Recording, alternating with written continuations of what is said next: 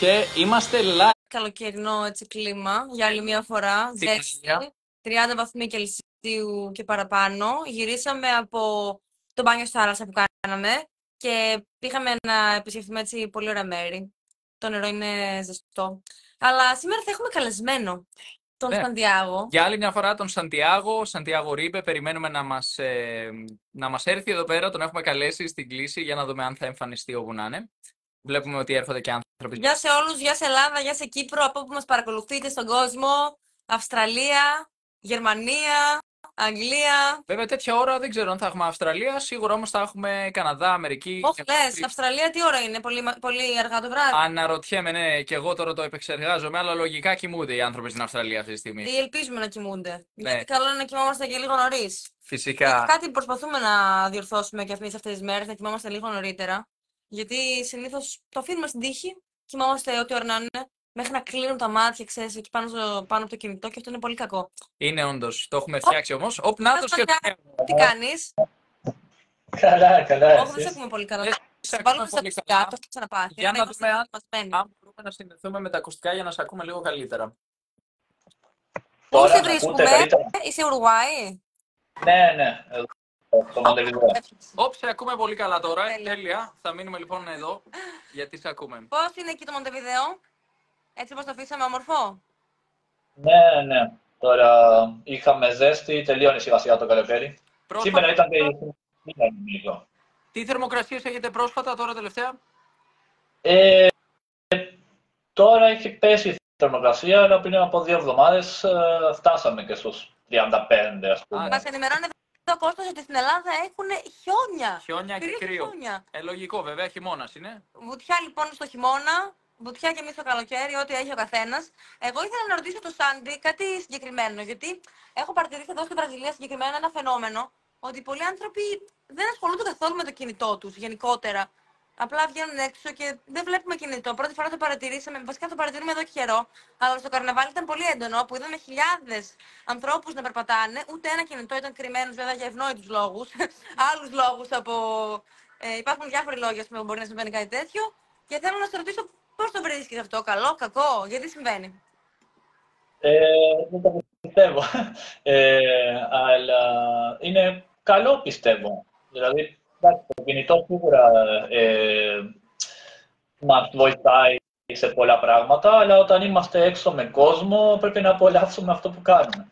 Ή εύκολα να βγάλουμε κάποια φωτογραφία, κάποιο βίντεο, αλλά καλό είναι να απολαύσουμε τη στιγμή με τους ανθρώπους, να συζητάμε. Πιστεύεις ότι υπάρχει εθισμός στα μέσα κοινωνικής δικτύωσης στις μέρες μας? Ότι τα χρησιμοποιούμε ή μας χρησιμοποιούν? Σε μεγάλο βαθμό μας χρησιμοποιούν. Αυτή είναι η πικρή αλήθεια.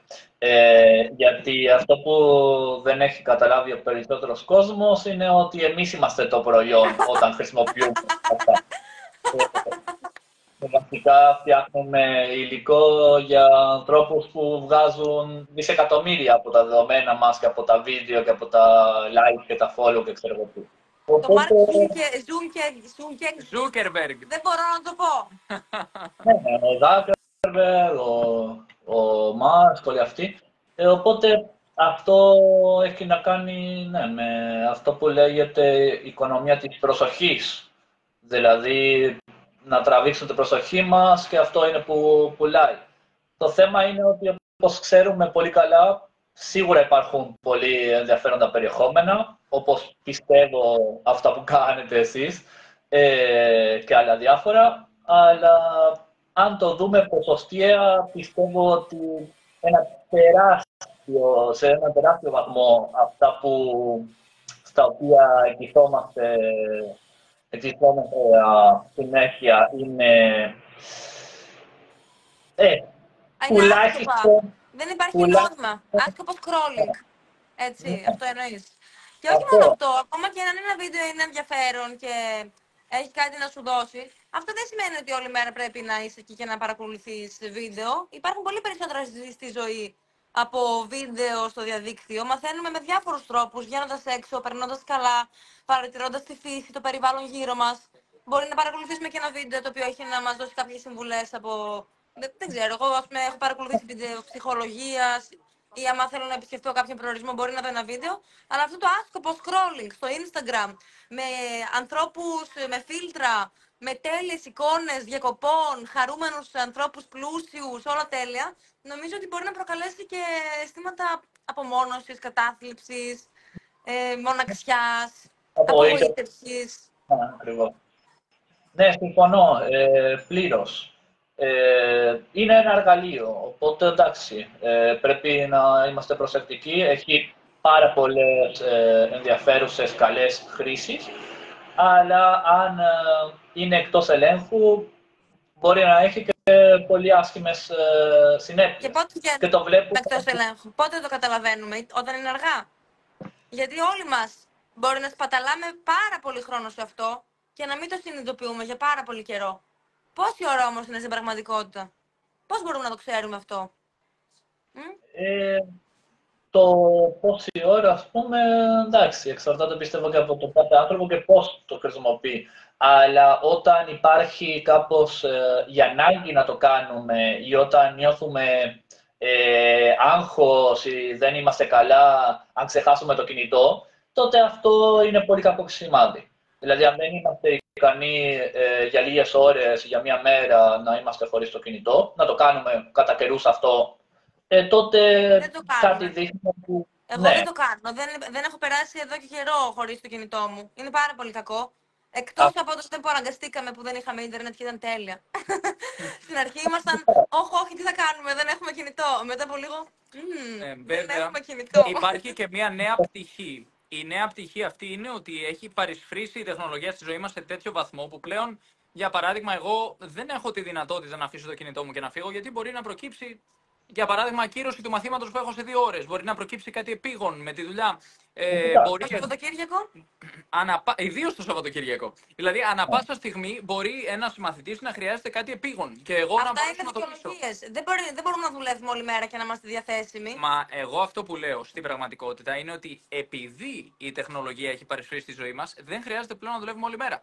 Δηλαδή, εγώ το να περιμένω να μου στείλει ένας μαθητής μου, ένας πελάτης μου ένα email για να μπορέσω να απαντήσω κατευθείαν, σημαίνει ότι θα δουλέψω αυτό το 1 λεπτό. Δεν θα δουλέψω όλη μέρα. Απλώς η δυνατότητα να μπορώ να δράσω με ένα, ας πούμε, ελαστικό, αν θέλεις, ωράριο. Ένας μαθητής, για παράδειγμα, μου είπε: εγώ γενικά δεν μπορώ να τον βάλω να κάνουμε μάθημα την Παρασκευή. Μου λέει: αν τυχόν μπορέσει να πα στιγμή μια Παρασκευή και βολέψει να βάλουμε ένα μάθημα μισή ώρα, 1 ώρα, εγώ θα είμαι εκεί και θα μπω. Και θέλω να το κάνουμε αυτό το μάθημα. Δηλαδή, μας δίνει η τεχνολογία αυτή τη δυνατότητα να κάνουμε πράγματα ελαστικά, όπου πλέον δεν είναι πάνε στάσου εκεί από τις 9 το πρωί ως τις 3 το μεσημέρι και κάνε κάτι μονότονο και βαρετό, αλλά είναι όλα ανά πάσα στιγμή μπορεί να αλλάξουν και να τροποποιηθούν. Δηλαδή, μου έχει τύχει μαθητής να με ακυρώσει και μαθητής να μου ζητήσει μάθημα και κατευθείαν μέσα στην τελευταία ώρα να πούνε έτσι. Εσύ μιλάς για τα θετικά που έχει να μας προσφέρει η τεχνολογία, τα οποία γνωρίζουμε και απολαμβάνουμε. Αλλά τώρα μιλάμε για τα αρνητικά. Ναι, απλώς αυτό που λέω είναι ότι εγώ δεν έχω τη δυνατότητα να αφήσω το κινητό μου στο σπίτι. Τη δυνατότητα να μην σκρολάρω την έχω και το κάνω. Αποφεύγω πάρα πολύ το σκρολάρισμα και ιδίως τις τελευταίες μέρες που αποφεύγω κιόλας να μπαίνω σε μια διαδικασία να προσπαθώ εκεί που δεν έχω χρόνο να απαντάω σε πολλούς ανθρώπους που έχουν πολλές ερωτήσεις.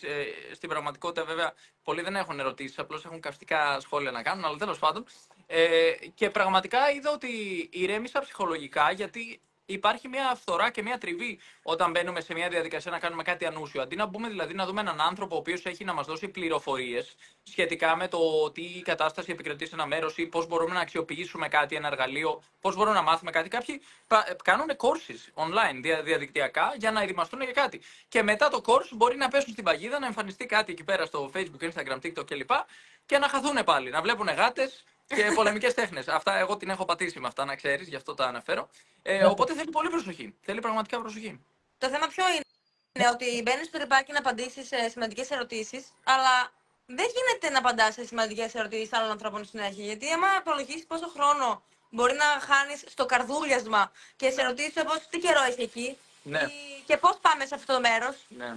Παιδιά, μπορούμε να το γκουγκλάρουμε. Δεν μπορούμε να απαντάμε σε τόσο εύκολες ερωτήσεις Ναι. Και υπάρχουν και άλλοι βέβαια που έχουν πάρα πολύ σημαντικά ερωτήματα, ας πούμε, για το PGCE που είχε συλλάβει ερωτήσεις και άνθρωποι πήγανε στην Αγγλία και φοιτούν και έχουν αλλάξει τη ζωή τους μέσω αυτού του προγράμματος. Ναι, τις προάλλες μια κοπέλα είχε επιτυχή συνέντευξη στο Πανεπιστήμιο του Portsmouth που ήταν πολύ καλά. Αλλά μιλάμε για τον χρόνο που χάνουμε σε διάφορα πράγματα που κάνουμε μέσα στη μέρα. Και πρόσφατα ανεβάσαμε και ένα βιντεάκι με γυμναστική και υπήρξαν αντιδράσεις γιατί λέει ο κόσμος δεν μπορείτε να λέτε ότι όλοι έχουμε χρόνο, έχουμε οικογένεια, έχουμε υποχρεώσεις και αν είναι δυνατόν να θεωρείτε την τεμπελιά ή ότι έχουμε χρόνο και δεν την αξιοποιούμε. Εν τω μεταξύ, μέχρι να γράψει αυτό το σχόλιο έχει πάρει 5 λεπτά. Ναι. Μέσα σε 5 λεπτά μπορεί να ανέβει μέχρι τον 5ο όροφο 10 φορές. Πρόσεξε τώρα κάτι πολύ ενδιαφέρον, μια που πιάσαμε αυτό το ζήτημα.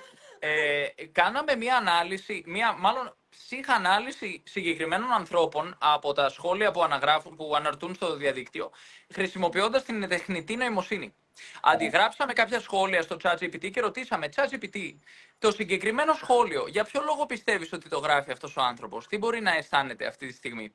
Και έχουμε φτάσει σε σημείο πλέον η τεχνητή νοημοσύνη να πραγματοποιεί ψυχανάλυση ανθρώπων, λέγοντας ότι πιθανώς ο συγκεκριμένος άνθρωπος να έχει κάποια δικά του θέματα και να παρερμήνευσε τον τίτλο του βίντεο, θεωρώντας ότι απευθύνεσαι στον ίδιο.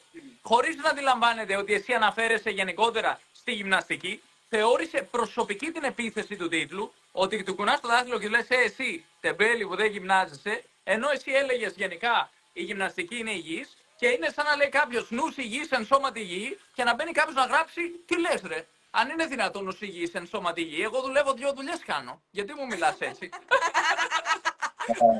Καταλαβαίνεις που έχουμε φτάσει. Και ρωτάμε το ChatGPT πόση ώρα θεωρείς ότι πήρε σε αυτόν τον άνθρωπο να γράψει αυτό το σχόλιο. Και λέει με βάση τον αριθμό των λέξεων. Λεπτά είπα, αλλά τέλος πάντων, λέω σίγουρο. Με βάση τον αριθμό των λέξεων εκτιμώ ότι πήρε 15 λεπτά. Για να εξηγήσει ένας άνθρωπος ότι δεν έχει χρόνο να κάνει γυμναστική. Αυτό λοιπόν είναι η απάντηση από το AI τη σήμερον ημέρα για να καταλάβουμε και τα ωφέλη της τεχνολογίας που πλέον... Τα ωφέλη, άστα τα ωφέλη, τα βιώνουμε. Πάμε για τα αρνητικά άλλη μια φορά για να αφήσουμε και τον Σάντι να ολοκληρώσει. Ναι, φυσικά. Τα θετικά τα γνωρίζουμε πολύ καλά. Αλλά κάποια πράγματα, ακριβώς αυτό το γεγονός το ότι είναι απανταχού παρόντα και δεν μπορούμε να τα αφήσουμε κλπ. Έχει κάνει κάποιες καταστάσεις να γίνονται πολύ πιο δύσκολες από ό,τι ήταν. Για παράδειγμα, αυτό το ότι κανονίζεις με κάποιον άνθρωπο και λέτε θα κάνουμε αυτό και εκείνο και είναι τόσο εύκολο να το ακυρώσεις σε τελευταία στιγμή που πολλές φορές μου έχει τύχει ότι δεν δίνουν τόσο σημασία στον χρόνο το ότι εντάξει κανονίσαμε κάτι.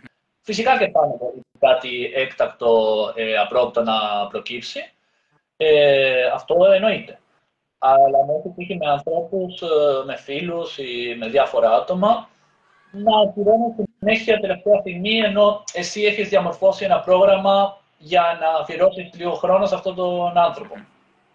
Οπότε εκεί παλιότερα ήταν εντάξει. Θα λέμε αύριο τέτοια ώρα ή θα πάρουμε τηλέφωνο και δεν ξέρουμε αν θα είναι στο σπίτι ή όχι. Οπότε δεν ήταν τόσο... αυτή η ελαστικότητα έχει και θετικά και αρνητικά. Είναι δίπλα μαχαίρι προφανώς. Το κάθε τι έχει και καλές και κακές χρήσεις. Μας πείσουνε παρεπιπτόντως, αλλά δεν πειράζει, συνέχισε. Μπορούμε να αναλύσουμε τα συγκεκριμένα σχόλια χρησιμοποιώντας την Ρε κόπανοι, αυτά που κάνετε είναι λάθος και δεν τα γουστάρουμε. Δεν είναι υγιή. Μάλιστα. Τι ψυχολογία θεωρείς ότι μπορεί να έχει το ChatGPT τώρα. Να ρωτήσουμε τη τεχνητή νοημοσύνη για ποιο λόγο μπορεί ένας άνθρωπος να εκφράζεται με αυτόν τον τρόπο. Θέλω να το ρωτήσουμε τώρα. Στο διαδίκτυο, τι μπορεί να κινεί αυτού του είδους τη συμπεριφορά. Γιατί εγώ προσωπικά δυσκολεύομαι να φανταστώ έναν άνθρωπο ο οποίος αυτή τη στιγμή βρίσκεται με φίλους, κάνει κάτι παραγωγικό, έχει ένα project για την δουλειά και κάνει κάτι το οποίο πραγματικά τον γεμίζει και έρχεται πληρότητα στη ζωή του. Θεωρώ ότι είναι κάτι βάρβαρο που συμβαίνει εδώ πέρα.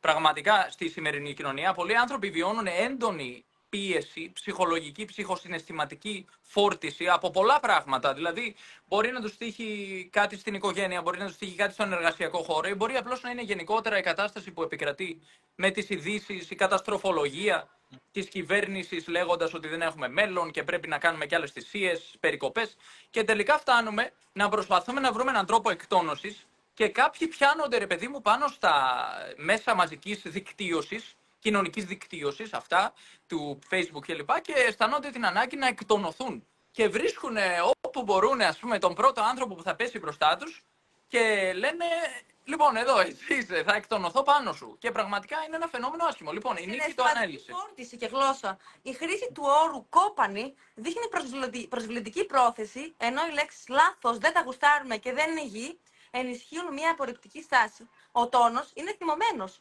πράγμα που αποδηλώνει είτε προσωπική δυσαρέσκεια, είτε μια γενικότερη στάση εναντίον σας. Έχει πολλά ακόμα να μας πει. Πολύ, ναι, Αλλά πολύ είναι πολύ ενδιαφέρον. αστείο. Κάθε φορά που βάζουμε ένα σχόλιο έτσι συναισθηματικά φορτισμένο, μας εξηγεί το AI ότι οι άνθρωποι αντιμετωπίζουν προβλήματα μοναξιάς, απομόνωσης και προφανώς χρειάζονται βοήθεια. Ναι. Από κάποιον ειδικό πολλές φορές εννοείται. Και το δύσκολο είναι ότι κατανοούμε κιόλας ότι αυτού του είδους η σχέση, παρόλο που καταλήγει να γίνεται, ας πούμε, μια σχέση σύγκρουσης κατά μία έννοια, παρόλο που εμείς δεν έχουμε καμία διάθεση σύγκρουσης, όταν είσαι ο Σάκος, όταν γίνεσαι ο Σάκος ενός ανθρώπου ο οποίος προσπαθεί να εκτονώσει τα αρνητικά του συναισθήματα, αποτελείς ένα στήριγμα για αυτόν τον άνθρωπο. Ναι, και εμείς συνεχίσουμε. Και κατανοούμε και το δεχόμαστε αυτό, ότι γιατί, για να είμαι ειλικρινής, προτιμάω να είμαι εγώ παρά να είναι κάποιος ο οποίος επηρεάζεται πραγματικά από αυτού του είδους Δεν σχόλια. έχουμε σημασία. Και λένε μην απολογίστε πολύ. Δεν απολογούμαστε. Εμείς απλά κάνουμε μια ψυχανάλυση. Έχουμε έτσι, ένα ενδιαφέρον όσον αφορά τη συγκεκριμένη συμπεριφορά. Και το λέμε περισσότερο για να βοηθήσουμε τους επόμενους να κρατήσουν μια πιο ουδέτερη στάση, να μην δίνουν σημασία τόσο πολύ στα λόγια, να μην θίγονται, να είναι θωρακισμένοι με αυτοπεποίθηση και να μην τους πειράζει τίποτα. Είναι σημαντικό να δώσουμε ένα παράδειγμα στους επόμενους, ιδίως στους νέους οι οποίοι μπαίνουν και εκτίθενται σε όλο αυτό, ιδίως μέσα στα social media, μέσα στο Facebook, TikTok, ιδίως οι νέοι, και βλέπουν αυτό. Δηλαδή, ένας νέος που ξεκινάει τώρα τη ζωή του μπαίνει να δει, ας πούμε, ένα βίντεο από δύο ανθρώπους στη Λατινική Αμερική και μπαίνει να διαβάσει και βλέπει βρισχές από κάτω. Βρισχές και όσον αφορά την εμφάνιση, πολύ αρνητικά σχόλια. Σχόλια για την εμφάνιση των ανθρώπων, σχόλια έτσι εσχρά, σχόλια που μένουν στην επιφάνεια ή αναλύουν με ένα καυστικό τρόπο, και αυτό πραγματικά νομίζω αποτελεί ένα βάρος. Δηλαδή, δεν είναι δυνατόν η νέα γενιά να ορθώσει ανάστημα όταν ξεκινάει την πορεία της στη ζωή με τέτοιου είδους πλαίσιο τριγύρω. Μια χαρά να ορθώσει ανάστημα. Απλά πρέπει να μάθουμε να τα αγνοούμε. Όπως και να έχει, είναι ένα από τα προβλήματα που αναφέραμε προηγουμένως, που τα social media μας ελέγχουν. Μάλιστα, έχω διαβάσει ότι έχουν χρησιμοποιήσει έτσι σατανικά κολπάκια. Χρησιμοποιούν το κόκκινο χρώμα στις ειδοποιήσεις που γνωρίζουν ότι τραβάει την προσοχή περισσότερο. Έχουν κάνει ειδικούς ήχους για να κλείεται ντοπαμίνη, η ορμόνη που σου δίνει κίνητρο και σε κάνει να θέλεις να κάνεις κάτι. Και έχουν χρησιμοποιήσει πολλά κολπάκια ψυχολογικά, ώστε να μας κρατάνε εκεί και να μην μπορούμε να βγούμε, ας πούμε, και να μην... Και φυσικά και δεν θα έχω όρεξη εγώ να πάω να κάνω μάθημα γαλλικών όταν έχω να απαντήσω σε αυτή τη διαμάχη με κάποιον που με προσέβαλε και όχι, εγώ δεν είμαι έτσι, δεν είμαι αυτό που νομίζεις, εγώ είμαι όμορφη και καλή. Και τι με νοιάζει, τι νοιάζει. Σαντιάγο, εδώ είχαμε ένα σχόλιο. Εσύ κυρίως έχεις ζήσει το μεγαλύτερο μέρος της ζωής σου στην Ευρώπη, αλλά πλέον κατοικείς στην Ουρουγουάη. Ναι. Ξέρεις, γνωρίζεις πολύ καλά την αντίληψη που έχουν πολλοί άνθρωποι που δεν έχουν επισκεφθεί ποτέ τη Λατινική Αμερική σχετικά με την κατάσταση που επικρατεί εδώ. Και μόλις είχαμε ένα σχόλιο, προσέξτε, μην σας φάξουν εκεί που είστε. Ποια είναι η άποψή σου σχετικά με αυτό το σχόλιο? Θες να φέρω το μαχαίρι. Εντάξει, το έχουμε ξαναζητήσει αυτό, αλλά ναι, άνθρωποι που δεν έχουν γνώσεις εκφέρουν απόψεις που συνήθως δεν αντικατοπτρίζουν την πραγματικότητα. Εδώ, ναι, σίγουρα υπάρχουν κάποια πράγματα, αλλά προς το παρόν, τουλάχιστον στην εμπειρία μου, δεν έχει τόσο μεγάλη. Τα κλίματα γίνονται Βραζιλία και Μεξικό με τα καρτέλα ναρκωτικών. Πού το γνωρίζεις αυτό? Για να ρωτήσουμε τον Ηλία, πού το γνωρίζεις? Έχεις επισκεφτεί και τις δύο χώρες? Έχεις κάποια προσωπική εμπειρία? Εμείς έχουμε επισκεφθεί και την Κολομβία και το Μεξικό και έχουμε συναναστραφεί και με ανθρώπους. Έχουμε δει σειρές με τον Άρκος και όλα αυτά. Έχουμε δει ανθρώπους από τα καρτέλ κανονικά, από τα λεγόμενα καρτέλ της. Έχουμε μιλήσει μαζί τους. Δηλαδή, μιλούσαμε καθημερινά, τους λέγαμε καθημερινά καλημέρα, καλησπέρα, καληνύχτα. Ήταν με το όπλο τους εκεί, δίπλα στην επιχείρησή τους. Γιατί αποτελεί επιχείρηση, είναι ένα τραπέζι.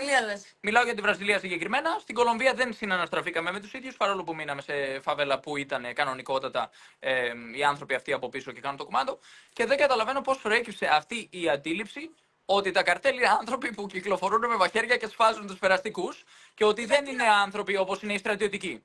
Γιατί δηλαδή δεν φοβόμαστε τους στρατιωτικούς? Οι στρατιωτικοί δεν σκοτώνουν. Θέλω να πω, μήπως το βλέπουμε λίγο αλλοιωμένα? Γιατί τα καρτέλ, η δουλειά τους είναι να πουλάνε ναρκωτικά. Δεν είναι να σκοτώνουν τους περαστικούς. Και όταν σκοτώνουν κάποιον, είναι μέρος της δουλειάς τους. Αν έρθει δηλαδή ένας στρατιωτικός, αστυνομικός ή άλλο καρτέλ να τους πάρει την περιοχή και τη δουλειά τους, από την οποία βγάζουν, δισεκατομμύρια δολάρια. Είναι παράνομη η εργασία, αλλά είναι εργασία κανονικότατα. Ένας άνθρωπος που βγάζει δισεκατομμύρια και κάνει αυτές τις δουλειές, είναι δουλειές. Απλώς αυτό που λέω είναι πώς προέκυψε ότι ένας άνθρωπος ο οποίος είναι επιχειρηματίας, συνεργάζεται με δικηγόρους, συνεργάζεται με πολιτικούς, μεταφέρει τόνους ποσοτήτων, οι οποίες ξεκινάνε από την Κολομβία και από δίπλα το Περού που είναι τα φύλλα και μετά διοχετεύεται σε όλες τις μεγάλες οικονομίες όπου γίνεται κατανάλωση από ανθρώπους σαν εμάς, κανονικότατους ανθρώπους που κυκλοφορούν ανάμεσά μας. Όλοι κανονικοί είμαστε. Ενώ δεν είναι τίποτα περίεργοι τύποι που κρύβονται με ένα μαχαίρι κάτω από ένα δέντρο και περιμένουν να μαχαιρώσουν έναν άνθρωπο. Κανονικοί είναι, αλλά τέλος πάντων. Αλλά αυτό που λέω είναι ότι όλα αυτά που λένε για τα εγκλήματα, γιατί δεν μπορεί κάποιο να τα αναλύσει λίγο μέσα στο πλαίσιο στο οποίο βρίσκονται, όπως ένας στρατιωτικός δεν κυκλοφορεί στην πόλη πυροβολώντας ανθρώπους και περαστικούς, έτσι και ένας άνθρωπος από τα καρτέλ δεν έχει καμία δουλειά να κυκλοφορεί με μαχαίρια να σφάζει ανθρώπους. Όχι, να σου πω εγώ γιατί νομίζουμε ότι θα σου πάρουν το όργανο να τα πουλήσουν στη μαύρη αγορά. Βέβαια, καλύτερη δουλειά δεν έχουν να κάνουν. Αντί να πουλήσουν κάποιες ουσίες που τις πουλάνε με τον 100 ευρώ το γραμμάριο και ξέρω εγώ τι άλλο στους πελάτες εκεί στην Αμερική που κάνουν τα πάρτι τους, άλλοι όρεξη δεν είχαν να πιάσουν τον Κωνσταντίνο, να ελέγξουν τα όργανα του ένα-ένα. Αυτά δεν συμβαίνουν, παιδιά. Υπάρχει τεράστια παραπληροφόρηση σχετικά με τη Λατινική Αμερική. Είμαστε εδώ και 4,5 χρόνια εδώ και αναρτούμε βίντεο διαρκώς από όλα τα μέρη που έχουμε επισκεφθεί. Έχουμε μπει σε φαβέλες, θα ξαναμπούμε σε φαβέλες, θα μιλήσουμε αναλυτικά με τους ανθρώπους εκ των έσω για να το δείξουμε λίγο καλύτερο. Λέει. Παιδιά, μην πιστεύετε στα βίντεο και στα μηνύματα. Μία παροιμία κρατάμε. Από αυτά που ακούς μην πιστεύεις τίποτα και από αυτά που βλέπεις να πιστεύεις τα μισά. Ούτε τα μάτια μας μπορούμε να εμπιστευτούμε εντελώς και κυρίως όχι αυτά που ακούμε. Ναι. Ούτε εμείς οι ίδιοι, αλλά ούτε αυτά που είπε η θεία μας η Μαριγό, που μας είπε, που της είπε ο Παντζανάκης της, ο Τασούλης κτλ. Να πούμε την αλήθεια όμως, εδώ κλέβουν κινητά πιο συχνά. Αυτό είναι ένα πραγματικό αληθινό φαινόμενο. Πρέπει να έχετε το νου σας. Όποιος κυκλοφορεί έτσι και βγάζει φωτογραφίες και κοιτάει την άλλη. Εδώ, γενικά στις μεγάλες πόλεις. Στις μεγάλες πόλεις είναι ένα κλασικό φαινόμενο. Περνάνε τα μηχανάκια και σου αρπάζουν το κινητό, ας πούμε. Ή μπορεί να κατέβει κάποιος από τη μηχανάκι και να σε απειλήσει και να σου πει δώσε μου το κινητό σου. Αυτό συμβαίνει, ναι. Αυτό είναι αλήθεια. Αλλά το να κυκλοφορούν άνθρωποι με χατζάρια και να σε πετσοκόβουν και να σε σκοτώνουν και ξέρω τι άλλο, αυτό δεν ισχύει. Όπως και να έχει, επιστρέφω λίγο για να τελειώσουμε το θέμα με τα social media. Τι μπορούμε να κάνουμε εμείς? Ποια είναι η λύση? Πρέπει να ορίσουμε κάποιο χρονικό διάστημα μέσα στη μέρα που να είναι αυτό που να μην ξαναμπαίνουμε? Πρέπει να έχουμε συγκεντρωμένο το εγκέφαλό μας γενικότερα να μην αποσπάται από κάθε τι που γίνεται τριγύρω του και να έχουμε στόχους ξεκάθαρους και να τους δουλεύουμε? Ποια είναι η λύση? Λίγο από όλα αυτά, καταρχάς να ξέρουμε ότι υπάρχει πρόβλημα και να είμαστε συνειδητοί, ή αν πούμε ότι εντάξει θα μπούμε να σολάρουμε, ξέρω εγώ, για καμιά ώρα, να ξέρουμε ότι θα κάνουμε αυτό. Αλλά να το ελέγξουμε, γιατί αλλιώς γίνεται και εμένα μου συμβαίνει. Δηλαδή μπορώ να μπω και χάνω 2-3 ώρες και τελικά αν το δεις ποσοστιαία, τα περιεχόμενα που κατανάλωσα που μπορεί να είναι πιο ενδιαφέροντα, που μπορεί να με βοήθησαν κάπως, είναι ελάχιστα. Ενώ τα περισσότερα πράγματα που κυκλοφορούν είναι πράγματα που δεν μας κάνουν καλό. Αντίθετα, πολλές φορές μας κάνουν κακό, γιατί πολλά βίντεο στα οποία λένε πολύ ακραία πράγματα ή άσχημα πράγματα, ή βρίζουν ή ξέρω εγώ τι, σου βγάζουν ένα θυμό, μίσος κλπ. Αυτά συνήθως τραβάνε περισσότερο την προσοχή και έχουν και περισσότερες αντιδράσεις κλπ. Οπότε αυτό είναι αυτό που ενδιαφέρει. Δηλαδή δεν πρέπει να ξεχνάμε ότι αυτή την πλατφόρμα που χρησιμοποιούμε, που όσο μπορούμε προσπαθούμε να έχουμε καλούς σκοπούς και να τα αξιοποιήσουμε, να μην ξεχνάμε ότι είναι για να βγάζουν κάποιοι πάρα πολλά χρήματα. Ναι, ή και λιγότερα χρήματα. Και δεν πρέπει να πέφτουμε θύματα. Ακόμα και εγώ μπορώ να εκμεταλλευτώ αυτό που γνωρίζω ότι ισχύει και να πω σε ένα βίντεο κάποια πράγματα που ξέρω ότι θα ενοχλήσουν και να πάρω πολύ περισσότερες προβολές. Καλά, βέβαια είναι και έχει και το φυσικό χαρακτηριστικό ότι δεν χρειάζεται να το κάνει αυτό. Δεν χρειάζεται να το κάνω επίτηδες. Υπάρχουν πολλοί άνθρωποι που έχουν έτσι μια όρεξη να εκφραστούν με ένα πολύ συγκεκριμένο Και τρόπο. κάποιες είπανε κάποιοι, και μάλιστα αναφέρθηκε το όνομα του Σάντι. Οχ. Λέει μια κοπέλα ότι η Νίκη λαμβάνει πολλά σχόλια σε σχέση με την εμφάνιση, ενώ ο Κωνσταντίνος όχι. Και μετά προσπάθησε να το συνδέσει έτσι με ότι είναι, ας πούμε, κάπως ότι συμβαίνει στην κοινωνία γενικότερα να κατακρίνουν τις γυναίκες για την εμφάνιση πολύ περισσότερο.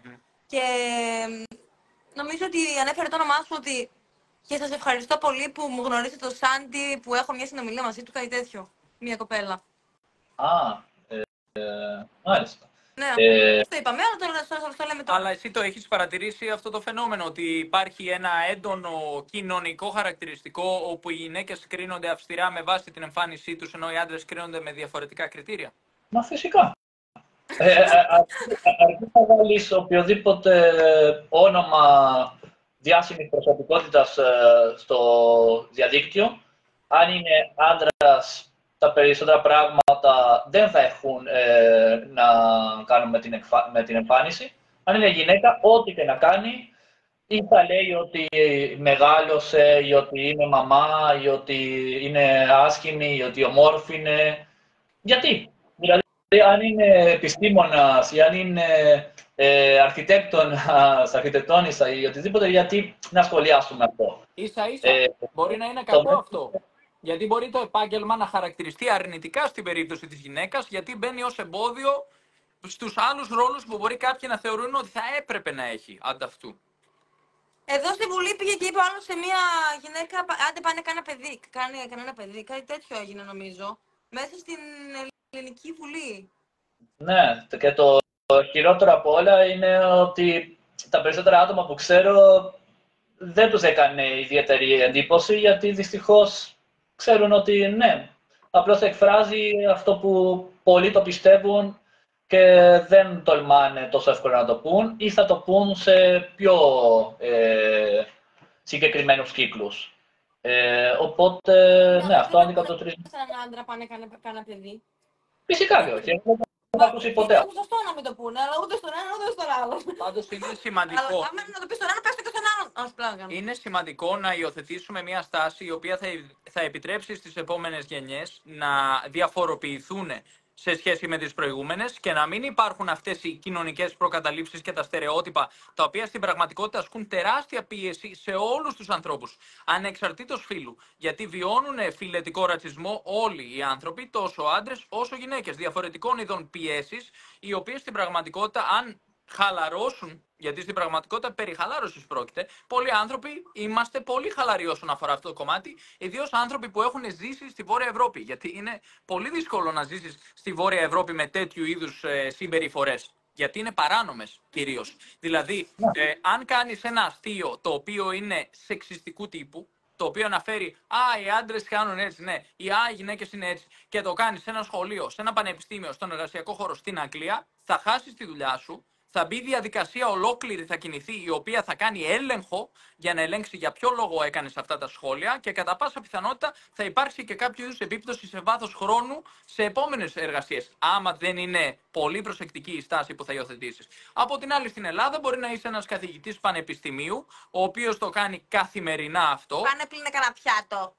Ή προσπαθεί να λειτουργεί, να κάνει πράγματα τα οποία είναι ακόμη χειρότερα από αυτό και δεν θα μπω σε αυτές τις λεπτομέρειες, αλλά γνωρίζω προσωπικές περιπτώσεις οι οποίες έχουν προβλήματα πάνω σε αυτό το κομμάτι και δεν θα γίνει τίποτα. Γιατί πολύ απλά είμαστε σε ένα μέρος, σε μια χώρα, για παράδειγμα στην Ελλάδα, όπου οι άνθρωποι κανονικοποιούμε αυτές τις συμπεριφορές που ήδη είναι παράνομες εδώ και δεκαετίες στη Βόρεια Ευρώπη. Και μιλάμε για ατομική ελευθερία και για κοινωνική ελευθερία. Δεν έχουμε το δικαίωμα εμείς να αρχίσουμε με τις ιδέες μας και να πάμε να λέμε σε κάθε άνθρωπο τριγύρω πώς είστε έτσι ρε, κάνε αυτό γιατί αυτό είναι το σωστό, και να κάνουμε πλάτες σε όλους τους ανθρώπους οι οποίοι λειτουργούν με τόσο βάρβαρο στην πραγματικότητα τρόπο. Εμείς δηλαδή που είμαστε οι Έλληνες οι οποίοι υποτίθεται πατάξανε τη βαρβαρότητα κατά μία έννοια και εισαγάγαμε μία έννοια στην ανθρωπότητα περί ανθρωπιάς, περί δημοκρατίας και ξέρω τι, και φτάσαμε στη σήμερον ημέρα να είναι η Βόρεια Ευρώπη η οποία είναι πρωτοπόρος στα ατομικά δικαιώματα και στην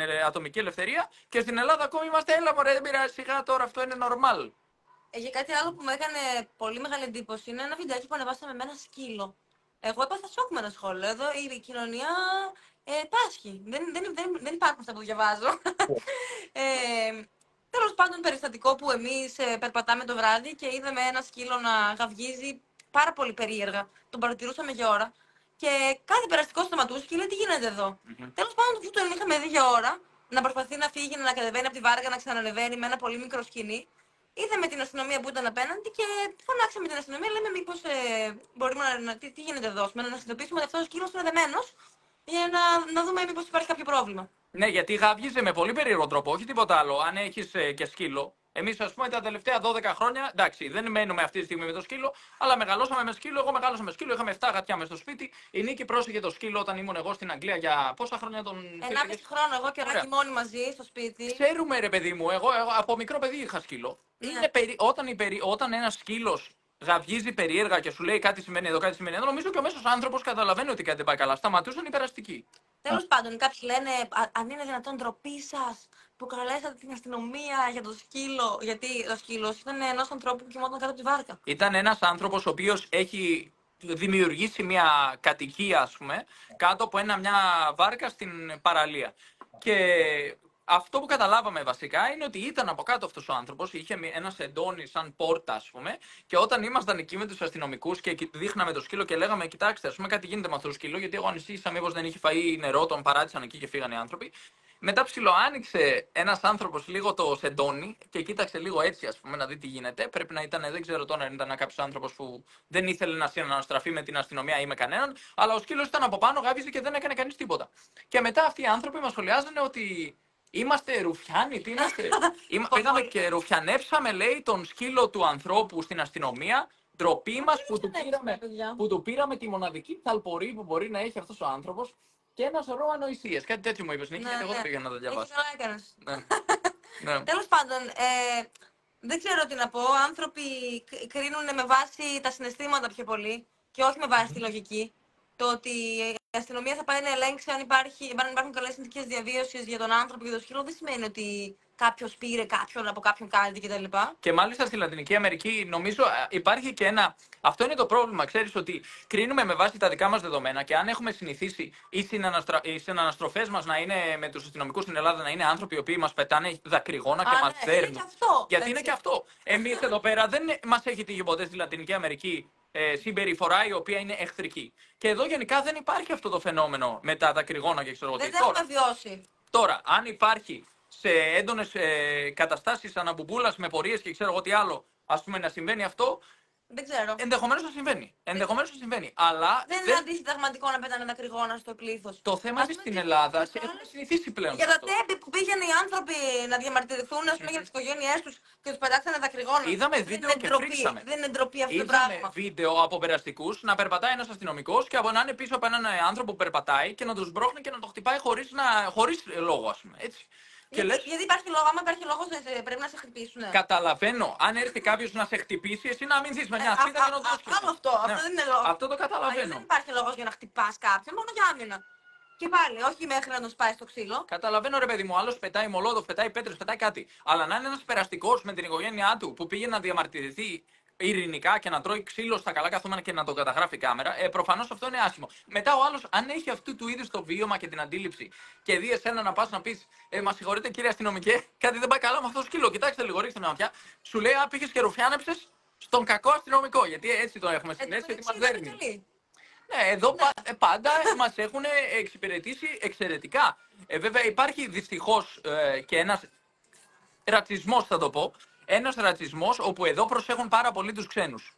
Καλά, δηλαδή, ναι, εμείς οι γκρίνγκος είμαστε αλφα κλάση. Δηλαδή, ως ξένοι, ως Ευρωπαίοι κλπ. Προσέχουν πάρα πολύ να μην υπάρξει κάποιο πρόβλημα, γιατί θεωρούν πολύ σημαντικό να δείξουν καλή εικόνα στους ξένους και να μην βλάψουν την εικόνα της χώρας, ας πούμε. Ναι. Επειδή πιστεύουν ότι θα έχουν περισσότερα λεφτά.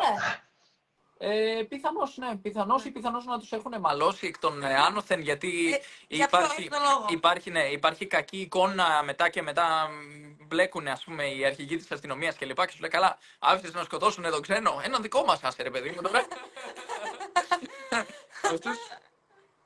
Ναι, εντάξει, αυτό είναι άλλο θέμα. Αλλά γενικά, ναι, υπάρχει μια τάση να βάζουμε τους ανθρώπους σε κουτάκια. Δηλαδή, όλοι οι αστυνομικοί είναι κακοί, όλοι οι τάδε είναι κάτι, όλοι. Και δεν ισχύει. Σίγουρα, δυστυχώς υπάρχουν στην Ελλάδα, το έχω βιώσει και ο ίδιος, και αστυνομικοί και ΜΑΤ κλπ. Που εντάξει, η συμπεριφορά τους είναι πολύ κατεκριτέα. Υπάρχουν και άλλοι άνθρωποι που εντάξει, Ναι. θα προσπαθήσουν να κάνουν ό,τι μπορέσουν. Έχουμε γνωρίσει και καταπληκτικούς αστυνομικούς στην Ελλάδα. Φυσικά, ναι. Ότι τους και ο νόμος. Δηλαδή, έχω μια φίλη, για παράδειγμα, ο πατέρας της είναι αστυνομικός και εντάξει, μια χαρά άνθρωπος είναι Μα κοίταξε, πάνω απ' όλα είμαστε άνθρωποι. Τώρα, αν είσαι καλός άνθρωπος δηλαδή, γιατί κακός άνθρωπος δεν υπάρχει, είτε είσαι άνθρωπος ή δεν είσαι. Αν είσαι άνθρωπος, λοιπόν, στην πραγματικότητα το επάγγελμα απλώς δεν θα αλλάξει κάτι. Έχει να κάνει με τα πλαίσια μέσα στα οποία μπορείς να λειτουργήσεις. Αλλά εγώ δεν νομίζω ένας άνθρωπος να πάρει έναν γκλόπ και τη στολή του αστυνομικού και ξαφνικά να μεταμορφωθεί και να αρχίσει να χτυπάει όποιον να είναι. Ενώ είναι σώαστας φρένας, άνθρωπος μια χαρά, χάρμα οφθαλμονική, ας πούμε, στην καθημερινότητά του, βοηθάει τους συνανθρώπους του κλπ. Και ξαφνικά μεταμορφώνεται, ας πούμε. Δεν νομίζω ότι γίνεται κάτι τέτοιο. Όπως αντίστοιχα, ένας άνθρωπος δεν μπορεί να γίνει ξαφνικά καθηγητής και να αρχίσει να μιλάει με άσχημο τρόπο στους μαθητές του, σαδιστικά, υπεροπτικά. Αυτό το κάναμε πέρυσι, δεν το ξέρεις. Τούβλο. Ας πούμε, υπάρχουν και τέτοιες άθλιες και τραγικές συμπεριφορές μέσα στο σχολείο. Είναι συνηθισμένο, δυστυχώς αυτό. Ναι. Αλλά όταν υπάρχει ατιμωρησία, βγαίνει και αυτό το κακό που κάποιοι άνθρωποι έχουν μέσα ή το έχουν σε μεγαλύτερο βαθμό.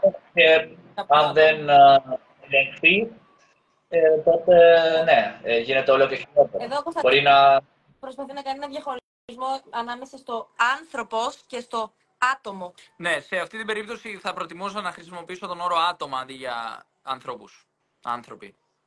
Ναι, εντάξει, αυτό επίσης έχει να κάνει με μια ρομαντικοποίηση του ανθρώπου. Δεν ξέρω αν κατά φύση είμαστε καλοί ή κακοί, αυτό είναι αιώνιο ζήτημα, αλλά δεν πιστεύω ότι και στην ανθρώπινη φύση δεν υπάρχει το ενδεχόμενο, η δυνατότητα για κακή συμπεριφορά, γιατί το βλέπουμε. Και δεν κάνει καλό, πιστεύω, όταν λέμε «Α, αυτός έκανε αυτό και είναι τέρας». Γιατί εκεί παίζουμε εύκολα έτσι, με το ενδεχόμενο ή πέφτουμε στην παγίδα του να νομίζουμε ότι αυτός είναι τέρας, δεν είναι άνθρωπος, άρα ένας κανονικός άνθρωπος δεν θα μπορούσε να το κάνει αυτό. Και δυστυχώς κάτι τέτοιο δεν ισχύει. Αλλιώς δεν θα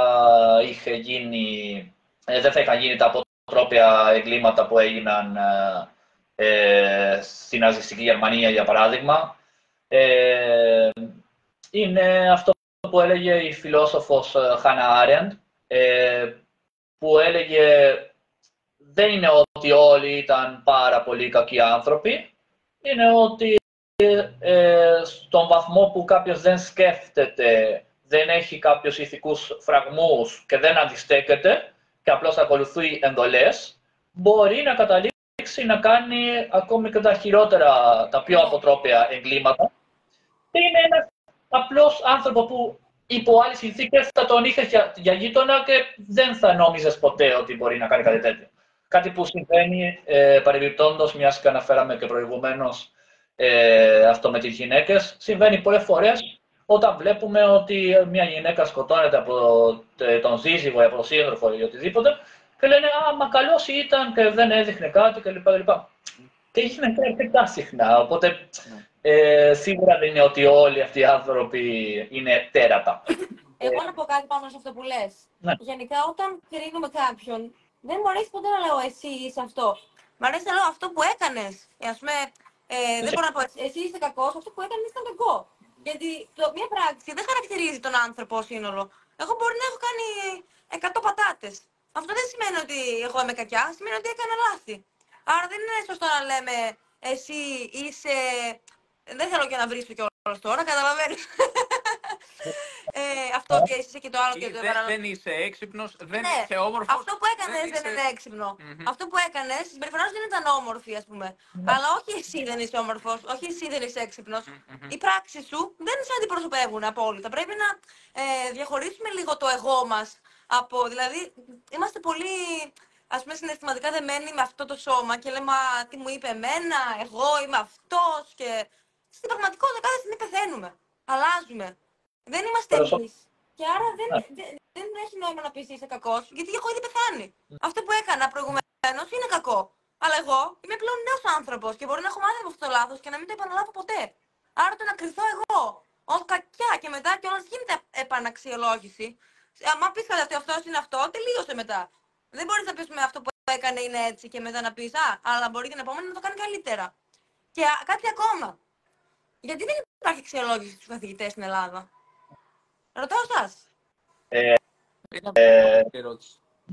Πήγαν να κάνουν, προσπάθειαν να κάνουν, νομίζω έχει εφαρμοστεί και δεν έχει και τα καλύτερα αποτελέσματα, γιατί δεν είναι, και αυτό είναι και ο κίνδυνος της αξιολόγησης όταν καθοδηγείται από μια κυβέρνηση και όχι από ειδικούς ανθρώπους που θα προσπαθήσουν να φτιάξουν με κριτήρια λογικά που να έχουν συμφωνήσει με ανθρώπους που έχουν εμπειρία στον χώρο της εκπαίδευσης το τι γίνεται. Είναι όπως μου έχουν πει ότι θα γίνει αξιολόγηση, οπότε θα έρθει να δει τη δουλειά μου, εσύ θα πει. Δεν γίνεται έτσι αξιολόγηση. Προγραμματισμένο για μία φορά. Στην Αγγλία, πώς γίνεται η αξιολόγηση? Στην Αγγλία, μας αξιολογούν κανονικά. Κάθε σχολείο συνήθως αξιολογείται τουλάχιστον μία φορά ανά πενταετία. Γίνεται ενδελεχής αξιολόγηση, όπου πραγματικά μπαίνουν, παρακολουθούν, τα ελέγχουν όλα. Υπάρχουν δύο διαφορετικά όργανα αξιολόγησης. Ένα όργανο για τα δημόσια σχολεία και ένα διαφορετικό για τα ιδιωτικά σχολεία. Εγώ έχω αξιολογηθεί 3 φορές ως καθηγητής σχολεία, πριν φύγω από τα σχολεία και γίνω καθηγητής ιδιαίτερων.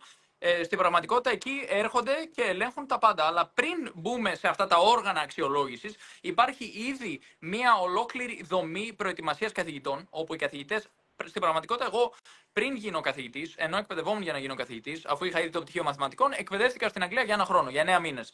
Σε αυτούς τους 9 μήνες, κάθε αρχή της εβδομάδας έπρεπε να έχω 13 μαθήματα, πλάνα μαθήματος έτοιμα να τα καταθέσω, και σε κάθε μάθημα που παρέδιδα υπήρχε ένας άνθρωπος ο οποίος με παρακολουθούσε και με αξιολογούσε με βάση όλα τα κριτήρια τα οποία είναι ήδη από την αρχή, ας πούμε, ανακοινωμένα. Γνωρίζεις, ας πούμε, είναι η διαχείριση χρόνου, είναι το πώς διαχειρίζεσαι τις διαφορετικές δυνατότητες των μαθητών μέσα στην τάξη, είναι πώς διαχειρίζεσαι το χρόνο, πώς διαχειρίζεσαι τα πάντα στην πραγματικότητα, την ευγένεια, το πειθαρχικό σύστημα του σχολείου και άλλα πολλά. Να είσαι αστείος.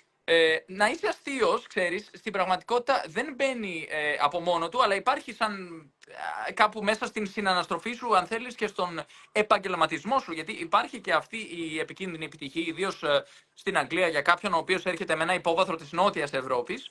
Εμείς, για παράδειγμα, μπορεί να έχουμε συνηθίσει να έρχεται ο καθηγητής μας στο μάθημα στην Ελλάδα και να μας κάνει έτσι. Αυτό το κάνει στην Αγγλία, είναι πολύ πιθανό να χάσει το επάγγελμά σου. Μια φορά με κουτούλησαν με ένα φίλο μου. Ήρθε ένας καθηγητής και έκανε αυτό παπ στα κεφάλια μας και μας κουτούλησε. Και σφαλιάρα έχουμε φάει. Αλλά είναι διαφορετική. Ας πούμε, αυτό είναι κάτι ακόμη που πρέπει να υπερβεί κάποιος που αλλάζει χώρες και προσαρμόζεται σε νέες συνθήκες διαρκώς. Γιατί μετά την Αγγλία, και αφού εξηγούσα προηγουμένως ότι με έχουν παρακολουθήσει εμένα προσωπικά πάνω από 100 φορές σε μαθήματά μου και μου έχουν δώσει αξιολόγηση. Στην πραγματικότητα ενδεχομένως να είναι 100, 200, δεν ξέρω, κάπου πάνω από 100. Μετά εγώ στη συνέχεια παρακολουθούσα και έδινα εγώ αξιολόγηση σε άλλους καθηγητές όταν έγινα επικεφαλής τμήματος. Αλλά μετά από την Αγγλία, εγώ ήμουνα προσαρμοσμένος στην κοινωνία της Αγγλίας, όπου δεν αγκαλιάζεις μαθητές, δεν τους κλείνεις το μάτι, δεν τους αφήνεις να σε αγκαλιάσουν όταν έρθουν κλαίγοντας κλπ.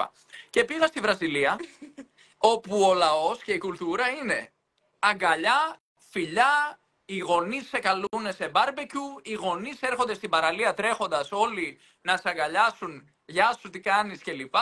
Και είναι άλλη κουλτούρα. Και ξαφνικά εσύ έρχεσαι με την κουλτούρα της Αγγλίας, σε παρακαλώ μην με πλησιάζεις, και σε θεωρούν όλοι, ας πούμε, τι είναι αυτός ο περίεργος, τι κουμάσι είναι αυτός και από πού μας ήρθε. Οπότε βλέπεις ότι πρέπει να προσαρμόζεσαι πάντα στις συνθήκες, ώστε να ερμηνεύεται κιόλας η συμπεριφορά σου με έναν τρόπο επαγγελματικό, αλλά ταυτόχρονα να μην είσαι απάνθρωπος. Γιατί κάθε κοινωνία έχει το δικό της, ας πούμε, ταμπεραμέντο, το δικό της στυλάκι και πρέπει να προσαρμόζεσαι. Και εγώ μετά την Αγγλία μπορώ να σου πω ότι έφυγα κρύος καθηγητής και μπήκα στη Βραζιλία και έγινα ζεστός καθηγητής. Θέλω να ρωτήσω κάτι άλλο, Σάντι. Πιστεύεις ότι ο φεμινισμός είναι κακός? Γιατί νομίζω ότι έχουμε μπερδέψει λίγο τον όρο και πολλοί νομίζουν ότι ο φεμινισμός σημαίνει ότι οι γυναίκες έχουν περισσότερα δικαιώματα από τους άντρες. Ότι είναι κάτι κακό.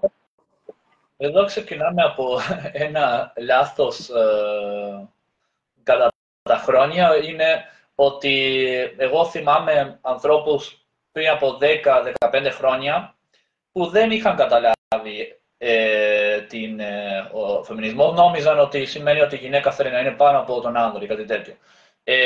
Αλλά και πάλι πριν από 15 χρόνια, 20 χρόνια, τα πράγματα δεν ήταν όπως είναι σήμερα. Σήμερα, ευτυχώς, σε κάποια πράγματα έχει γίνει η πρόοδος. Οπότε, πρέπει να το δούμε και λίγο ιστορικά. Δηλαδή, είναι λίγο αυτό ο κίνδυνος που υπάρχει όταν δεν γνωρίζουμε την ιστορία, να τα ισοπεδώνουμε όλα και να νομίζουμε ότι εντάξει, αυτό είναι...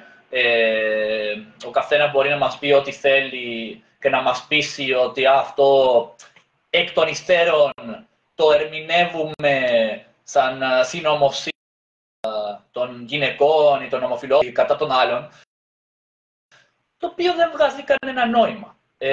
Γιατί αν δεις τα πράγματα στην πορεία τους και στην εξέλιξή τους, βλέπεις ότι, για παράδειγμα, πριν από πόσο, 60... Ο φεμινισμός κατέστρεψε τη γυναίκα και μίσησε τον άντρα. Από πού το το συμπέρασμα, Ηλία? Για πες μας, ποια παραδείγματα έχεις να μας δώσεις? Γιατί το πιστεύεις αυτό? Ναι, το έχεις ξανακούσει αυτό, Σαντιάγο, ότι ο φεμινισμός κατέστρεψε τη γυναίκα? Εγώ το έχω ακούσει από άλλους ανθρώπους. Εγώ να πω ότι έχω να πω, πολλοί πιστεύουν ότι έρχεται σε αντίθεση με την οικογένεια, με τις παραδόσεις, η ανεξαρτητοποίηση της γυναίκας, ότι έρχεται κόντρα με κάποιες αξίες. Αλλά δεν είναι έτσι τα πράγματα. Πρέπει να ξαναορίσουμε λίγο, να δούμε τον ορισμό του φεμινισμού, να δούμε τι σημαίνει το κάθε τι που πιστεύουμε και να ξανασκεφτούμε μήπως κάνουμε λάθος, μήπως έχουμε κάποια προκατάληψη. Αυτό που έκανε είναι ότι, για παράδειγμα, στις γυναίκες που δεν ήθελαν να κάνουν παιδιά, να μην κάνουν και να μην υπάρχει θέμα. Αλλά αυτές που θέλουν, και πάλι δεν υπάρχει θέμα. Δεν είναι... το θέμα είναι να είναι πραγματικά επιλογή τους και να γνωρίζουν τι συνεπάγεται. Τι συνεπάγεται, για παράδειγμα, η οικονομική εξάρτηση από έναν άνδρα. Που μπορεί να συνεπάγεται ότι αν εσύ αλλάξει γνώμη και θέλει να τον κρατήσεις μετά από ένα διάστημα, δεν έχεις επάγγελμα ή δεν έχεις δικά σου μέσα και δεν μπορείς εύκολα να φύγεις από αυτή την κατάσταση. Αλλά αν κάποια το διαλέξει έτσι, εντάξει. Το θέμα είναι αυτό, να μπορεί ο κάθε άνθρωπος, όχι μόνο οι γυναίκες, αυτό είναι που δεν κατανοούν πολλοί άνδρες, και ως άνδρας το λέω, ως straight άνδρας, ότι ακόμη και ανάμεσα στους άνδρες υπάρχει προφανώς τεράστια ποικιλία. Και στις γυναίκες υπάρχει ποικιλία. Δεν είναι ότι η γυναίκα είναι αυτό, ο άνδρας είναι αυτό και θα κάνουν αυτό μόνο. Εμένα, για πράγμα, ευτυχώς δεν μου το έλεγαν όταν ήμουν μικρό παιδί, αλλά άκουγα άλλους γονείς να λένε ότι και στις ταινίες κλπ. Ότι οι άντρες δεν κλαίνουν. Ναι, γιατί να μην κλαίνουν? Γιατί να μην κλαίνουν? Ναι, δεν βγάζει νόημα. Είσαι κορίτσι. Ή αν κάνεις το άλλο, είσαι... Ο κάθε άνθρωπος έχει δικό του χαρακτήρα, μεγαλώνει με συγκεκριμένο τρόπο, αναπτύσσει, αλληλεπιδρά με το περιβάλλον. Και ο κάθε άνθρωπος είναι ξεχωριστός, είτε άνδρας, είτε γυναίκας, είτε οτιδήποτε. Και αυτό που δεν πρέπει να ξεχάσουμε, γιατί είναι πάρα πολύ επικίνδυνο, είναι ότι είναι πάρα πολλά δικαιώματα, όπως το δικαίωμα ψήφου, ακόμη και το να μπορούν να φορέσουν παντελόνι. Κάτι τόσο απλό. Πόσες γυναίκες βλέπετε σήμερα που κατακρίνουν τις φεμινίστριες και φοράνε παντελόνι? Σε άλλες εποχές αυτό δεν θα γινόταν και μιλάμε για λιγότερο από 100 χρόνια πριν. Δεν πρέπει τα ισοπεδώνουμε. Πρέπει λίγο να μην ξεχάσουμε και να δούμε το τι συνέβη. Το τι συμβαίνει ακόμη. Δηλαδή, ότι ακόμη συμβαίνει σήμερα στην Ελλάδα ή στην Ισπανία ή σε όσες χώρες είναι, ξέρω εγώ, που αν μια γυναίκα πει ότι την βίασαν, το πρώτο που τη ρωτάνε είναι τι φορούσες. Ή κάτι θα έκανες. Ναι, πού κολλάει αυτό. Τραγικό. Τραγικό. Θα του πω, αν εγώ πάω στην αστυνομία και πω ότι κάποιος με χτύπησε ή μου έκλεψε, δεν νομίζω να μου πει «Α, μα τον προκάλεξες». Μα τι φορούσες ρε εσύ Σάντι και σου κλέψει το κινητό. Κοίταξε, ξέρεις κάτι, Σαντιάγο, νομίζω πολλά από αυτά τα πράγματα πηγάζουν από πολλές προκαταλήψεις που έχουν οι άνθρωποι ήδη που δεν έχουν ουσιαστικά καλλιεργηθεί οι σωστές ιδέες. Για παράδειγμα, στο σχολείο, στο δημοτικό σχολείο, στο γυμνάσιο και το λύκειο στην Αγγλία, υπάρχει εκπαίδευση πάνω σε αυτό το κομμάτι. Υπάρχει εκπαίδευση σχετικά με το πώς επιτρέπεται να μιλήσεις και να συμπεριφερθείς σε έναν άλλο άνθρωπο. Στην Αγγλία διδάσκουν στα παιδιά ότι αν βάλεις το δάχτυλό σου στο στόμα ενός άλλου παιδιού είναι βιασμός. Αν καταλαβαίνουμε λοιπόν πού αρχίζει η έννοια του σεβασμού και πού ξεκινάει όλη αυτή η καλλιέργεια των ιδεών, που είναι ότι αυτό το πράγμα που περιγράφεις αυτή τη στιγμή είναι λάθος. Δεν μπορείς να μιλάς έτσι για άλλους ανθρώπους, δεν μπορείς να μιλάς έτσι για γυναίκες. Δεν μπορείς να λες ότι η γυναίκα είναι εκεί για να κάνει παιδιά ή ότι οφείλει να ντύνεται με ένα συγκεκριμένο τρόπο γιατί προκαλεί τους άντρες, γιατί οι άντρες από φύσης τους προκαλούνται από την Και εμφάνιση εγώ της δηλαδή, αν γυναίκας. αρχίσω να προκαλούμε με τα δικά σου τα μπράτσα, πρέπει να σου βάλουμε μπουρκα. Και Άρα, μετά- εμένα μου αρέσει. Άρα, τώρα- άρα φύγε μπροστά μου και ντύσω όπως θέλω εγώ. Και τώρα ο άνθρωπος ο ίδιος που είχε αυτές τις ιδέες που ανέφερα προηγουμένως θεωρεί ότι η Νίκη μιλάει ανάρμοστα στον άντρα της. Μα φυσικά. Γιατί οι γυναίκες δεν μπορούσαν να απαντήσουν. Πολλές γυναίκες για μεγάλο διάστημα στην ιστορία δεν μπορούσαν να απαντήσουν. Δεν μπορούσαν να πούν κάτι. Φυσικά, Δεν γιατί μπορούσαν. άμα απαντήσουν τρώνε 10 μπάτσες, 10 σπαλιάρες, 10 κλωτσιές στα πλευρά και άμα είναι τυχερές δεν πεθαίνουν και μετά από εκεί πέρα τον βουλώνουν. Και δεν είχαν και την ανεξαρτησία, την οικονομική ανεξαρτησία. Η οικονομική ανεξαρτησία είναι πάρα πολύ σημαντική. Γιατί, για παράδειγμα, αν μια γυναίκα δεν μπορούσε να ανοίξει έναν λογαριασμό σε τράπεζα χωρίς να δώσει το όνομα του συντρόφου ή του πατέρα, στην Ισπανία, για παράδειγμα, τότε τι μπορούσε να κάνει. Ήταν πολύ περιορισμένες οι κινήσεις στην κοινωνία. Εγώ έχω την τύχη να έχω αρκετές φίλες και παρόλο που κάποιες καταστάσεις εγώ δεν τις έχω βιώσει, προσπαθώ να μπαίνω και στη θέση τους. Δηλαδή μου έχει τύχει αργά το βράδυ να περπατάω στον δρόμο και να περπατάει μια γυναίκα παρόμοιας ηλικίας, έτσι, λίγο πιο μπροστά και εγώ να επιταχύνω να την προσπεράσω γιατί ξέρω ότι ανησυχεί ότι είναι ένας άνθρωπος πίσω και τι μπορεί να συμβεί. Και το βλέπεις ότι πώς αντιδράει. Πολλές φορές, όχι όλες προφανώς, αλλά είναι πολύ σύνηθες φαινόμενο. Και κάτι άλλο που μου είπες εσύ και δεν το γνώριζα και όταν μου το είπες λέω δεν το πιστεύω ότι δεν το είχα παρατηρήσει ενώ μιλάω ελληνικά και ήρθε ο Σαντιάγο για να μου το πει. Τότε που συζητούσαμε για το Ίδρυμα Μαρία Τσάκου, ότι η γυναίκα έπαιρνε το επίθετο του άντρα στη γενική γιατί θεωρούταν ότι ήταν η ιδιοκτησία του μπαμπά ή του άντρα. Ναι, και εγώ δεν έχω καταλάβει ότι γι' αυτό είναι, ας πούμε, Παπαδοπούλου, η Παπαδοπούλου είναι του Παπαδόπουλου. Η Παπαδοπούλενα.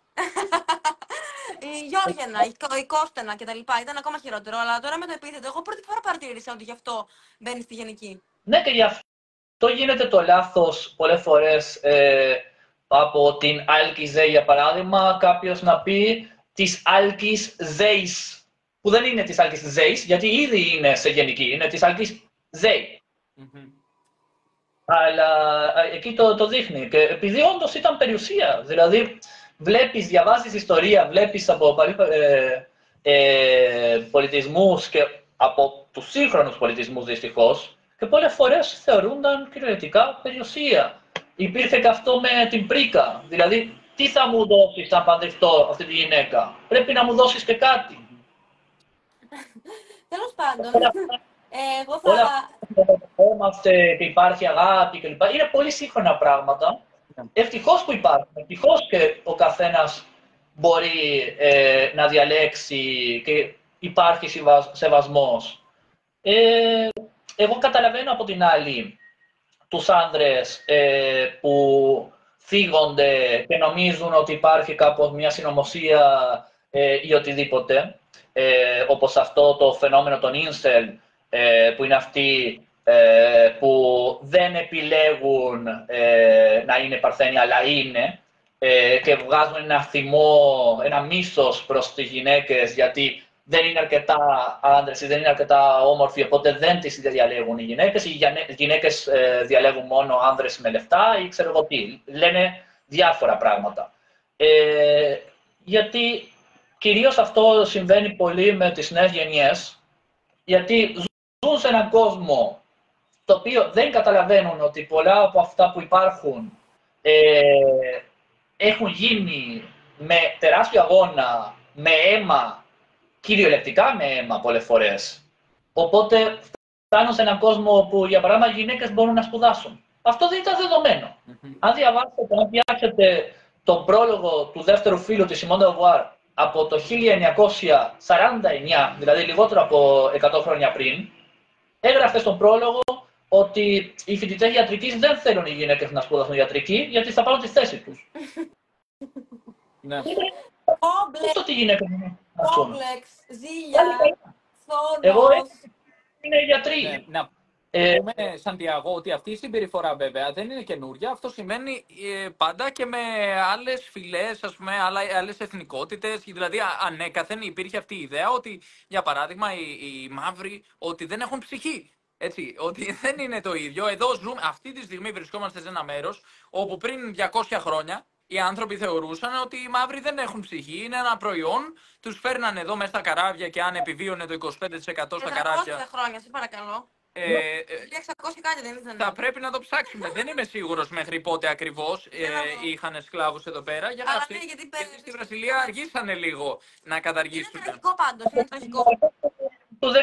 Μέχρι μέσα του 19ου αιώνα. Δηλαδή μιλάμε για 200 χρόνια. Δεν είναι, είναι πρόσφατα, πολύ πρόσφατα. Γι' αυτό και οφείλουμε να γνωρίζουμε την ιστορία. Και αυτή η για να μην συμπεριφορά. μας σταματήσουν, που τώρα άκουγα τις προάλλες ότι κάποιοι λένε ότι ο Χίτλερ ήταν αριστερός, ξέρω εγώ. Δηλαδή...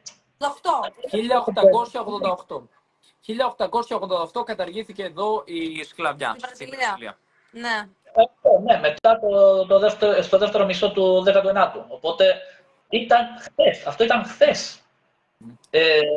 Ήταν πολύ πιο πρόσφατο από την Ελληνική Επανάσταση, για παράδειγμα.